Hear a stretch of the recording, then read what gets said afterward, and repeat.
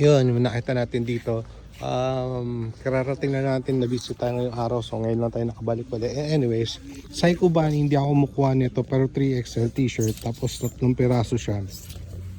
So baka pag-isipan natin to. $5 ang isa, medyo mataas. Pero meron dito Detroit na vintage, Detroit Tigers na 1998. Malaki yung size nito. Parang XL din o double XL. Pero to talaga excited ako. Aerosmith na World Tour live. So ano siya, on a giant tag. Yan. So sana may value to. Yan. Lives. Tama ba? Lives 9? Lives. Ito yung mga nakita natin. Pero ito talaga. So sana may value tong ano na to, hockey jersey.